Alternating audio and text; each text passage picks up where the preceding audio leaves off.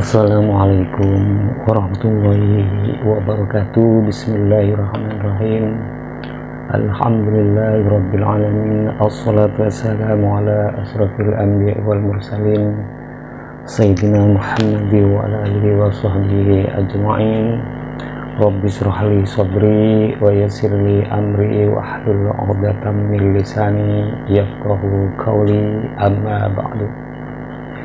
Pada konten kali ini saya akan membaca kitab Fathul Qorib lil Allamah Syekh Muhammad bin Qasim Al-Wazi, dan pada konten ini saya akan membaca bab pasal tentang kesunahan mandi besar.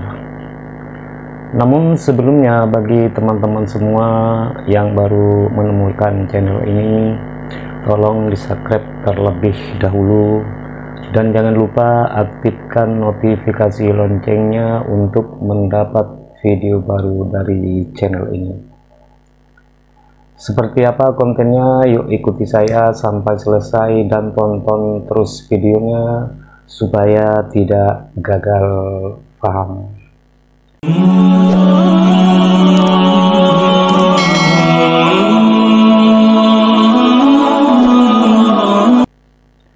Bismillahirrahmanirrahim. Faslun, fasal. Wal ightisalatul masnunatu sab'ata asyara huslan. Mandi yang disunnahkan itu ada 17.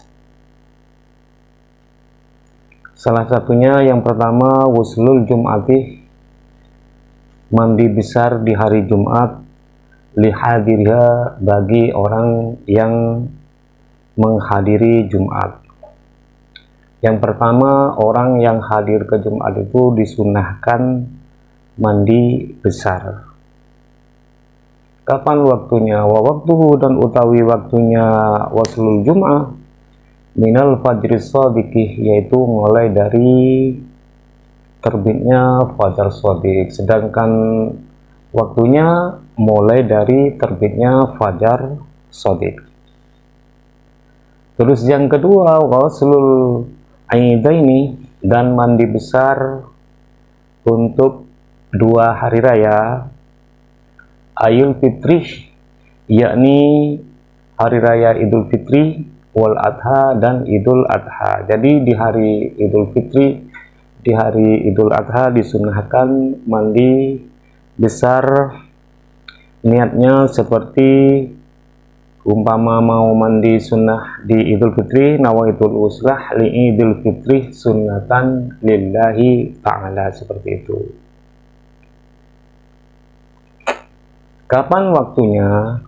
Wayadkhulu, dan masuk waktu hadal wuslih, apa itu waktunya mandi besar, binisfil lailih, mulai dari setengah malam. Jadi waktunya mandi besar baik di Idul Adha, baik dia mau mandi di Idul Fitri, waktunya mulai dari tengah malam. Itu sunnah mandi, sudah disunahkan. Terus yang kedua, wal istisqa'u, dan mandi untuk sholat istisqa. Sholat istisqa itu ai talabus suqya, yakni meminta siraman minallahi, dari Allah subhanahu wa ta'ala. Jadi ketika mau sholat istisqa disunahkan mandi besar, seperti itu.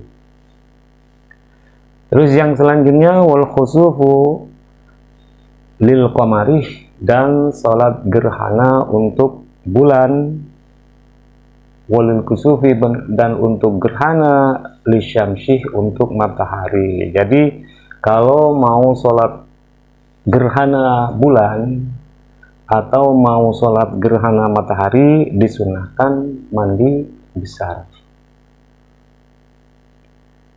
Terus selanjutnya, wal ghuslu, dan mandi besar min ajli ghuslil mayyiti, dari karena memandikan mayit. Jadi kalau mau memandikan mayit itu disunahkan mandi besar terlebih dahulu.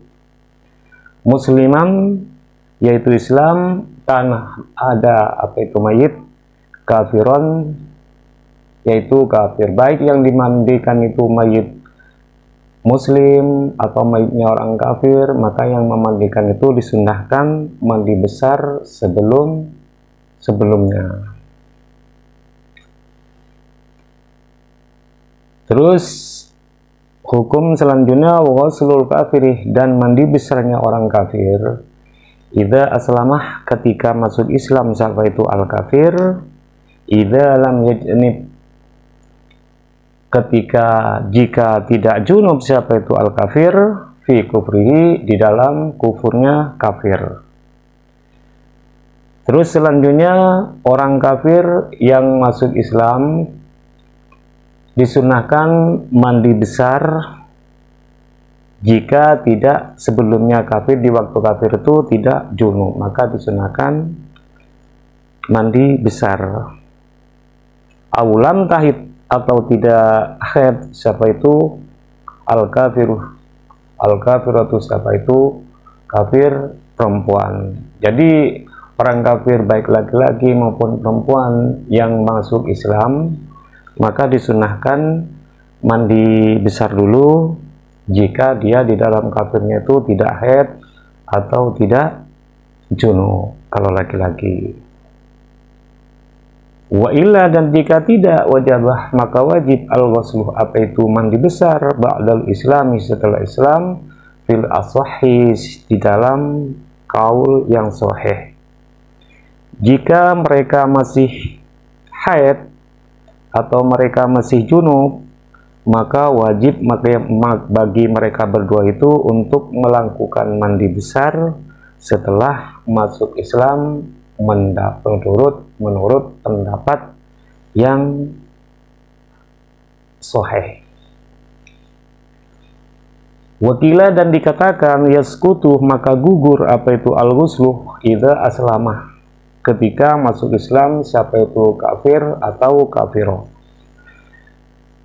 Juga ada yang mengatakan, juga ada yang berpendapat bahwa kewajiban mandinya itu sudah gugur ketika masuk Islam. Ada ulama yang berpendapat mandinya itu sudah gugur ketika masuk Islam, katanya seperti itu.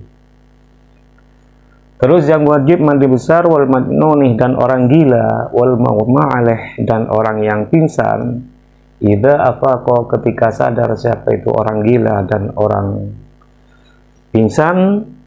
Terus selanjutnya disunahkan bagi orang gila atau orang yang pingsan sehabis sadar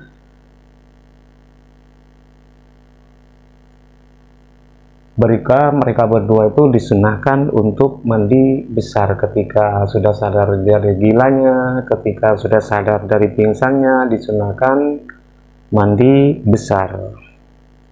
Walam yatahaqqaq, dan tidak dipastikan, dan tidak dipastikan minhuma, dari itu al-majnun wal maghma alaih, inzalun, apa itu inzal.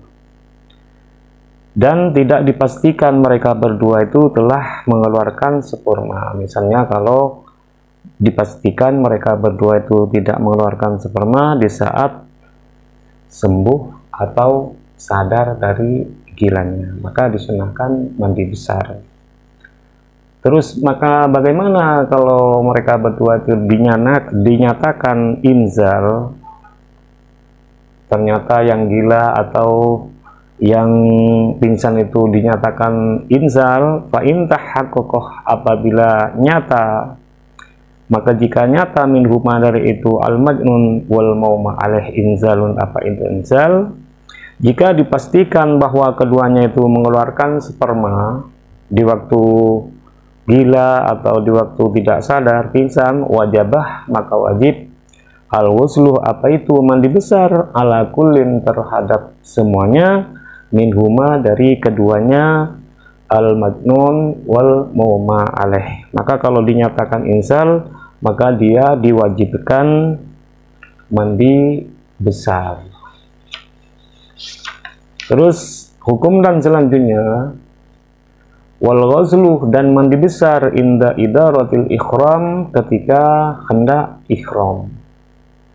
Sunnah mandi besar ketika mau berikhram.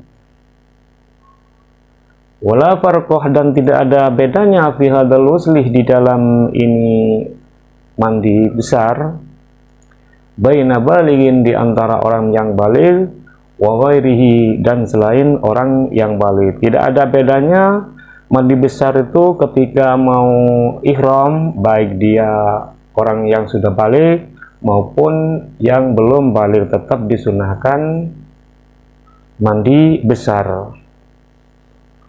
Wala baina majnunin, dan tidak diantara orang gila, wa aqilin, dan orang yang memiliki akal yang sempurna atau yang memiliki akal yang sehat.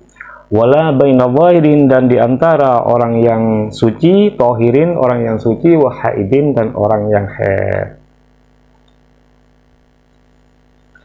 Bagaimana ketika orang yang ihram itu mau mandi besar tidak menemukan air misalnya?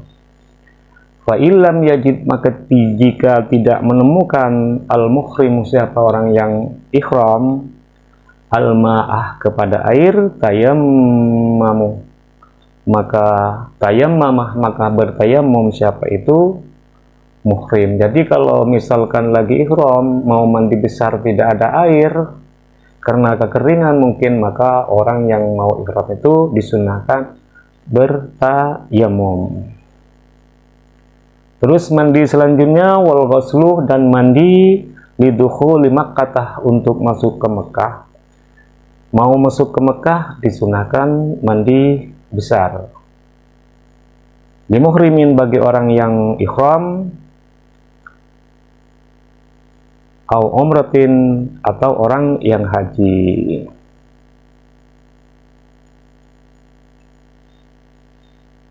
Baik dia masuk ke Mekah untuk ihram dan umrah, tetap disunahkan mandi besar. Terus hukum dan selanjutnya walil wukufi, dan karena wukuf di Arafah, di Arafah. Misalnya mau wukuf ke Arafah, maka disunahkan mandi besar. Kapan mandi besarnya orang yang wukuf itu? Fi tazi'i Dzulhijjah, di dalam tanggal 9 bulan Dzulhijjah. Jadi di malam tanggal 9 bulan Dzulhijjah itu orang yang mau wukuf ke Arafah disunahkan mandi besar. Walil mabitih, dan mandi karena mabit di Musdalifah, di Musdalifah, atau mau mabit di Musdalifah disunahkan mandi besar. Terus selanjutnya wali ramyil jimalis salasih, dan mandi besar untuk melempar jumroh, 3 jumroh. Kapan itu? Fi ayamit tasyrikis salasati, di hari-hari, di 3 hari tasyrik. Di 3 hari tasyrik itu disunahkan, karena mau melempar jumroh disunahkan untuk mandi besar. Fayaghtasiluh, maka mandi besar siapa itu orang liramyin, untuk melempar jumroh, kulla yaumin, setiap hari, minha, dari itu, fi ayyamit tasyrikis salasah, ghuslan, dengan benar-benar mandi. Jadi orang setiap harinya di hari tasyrik yang 3 itu disunahkan mandi. Bagaimana hukumnya dengan orang yang mau melempar jumroh Aqabah di hari Lebaran? Jawabannya adalah amma ramyu jumratil aqabati, adapun orang yang mau melempar jumroh Aqabah fi yaumin nahri, di hari raya, sedangkan untuk melempar jumroh Aqabah di hari raya, bagaimana hukumnya? Fala yaghtasilu, maka tidak disunahkan mandi siapa itu orang, lahu, untuk orang, liqurbi zamanihi, karena dekatnya zamannya orang, min ghuslil wukufi, dari mandi wukuf. Maka orang tersebut tidak disunahkan mandi besar. Karena apa? liqurbi zamanihi min ghuslil wuqufi, karena waktunya terlalu dekat dari mandi untuk wukuf.